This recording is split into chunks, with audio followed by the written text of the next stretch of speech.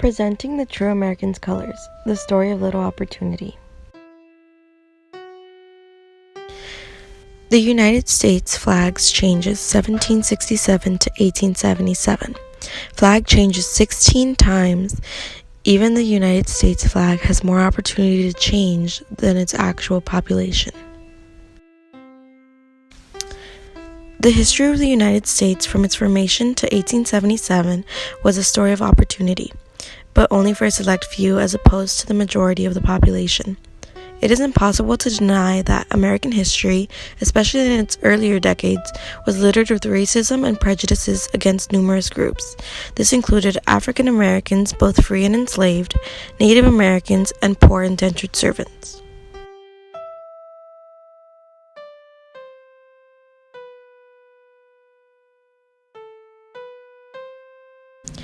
Throughout the late 1600s, there were numerous laws enacted in the colony of Virginia that kept changing in order to actively disenfranchise African Americans. Such laws included forbidding African Americans from owning guns, illegalizing marriage between whites and blacks, owners could murder their slaves without punishment, and eventually made it official that African American slaves were owned property and, in fact, not indentured servants. Native Americans suffered under slavery much like African Americans did, albeit unofficially and sometimes illegally. Natives simply wanted to keep their land, but were constantly threatened by white colonists who stole their land and impeded their culture. Many natives who weren't killed in battle or by disease were enslaved, especially by settlers in Mexico and California. Elsewhere, the natives succumbed to the disease. So often, African slaves were seen as more resilient in comparison, which is why natives are seen as the forgotten slavery. Early colonial Pennsylvania could be seen as a microcosm that would become the unequal wealth distribution seen in American economics. German immigrant Gottlieb Mittelberger explained how indentured servants were basically seen as slaves who couldn't even leave the ship without paying a fee. Population charts show that between 1693 and 1774, the richest 9% of Pennsylvania's population went from owning 46% to 72.3% of the wealth, which showed the growing inequality between the rich and the poor in America. It is also worth noting that opportunity for both poor white Southerners and enslaved African Americans was strangled by slavery. The existence of slavery meant that people who owned large businesses, mostly around agriculture in the South, could also own their own workforce. This would make getting a job as a farmhand, business assistant, or other low-end job nearly impossible with an employee you didn't have to pay. The concept of free labor ideology created a feud between poor whites looking for jobs and Southerners who had slaves do most of the low-wage jobs.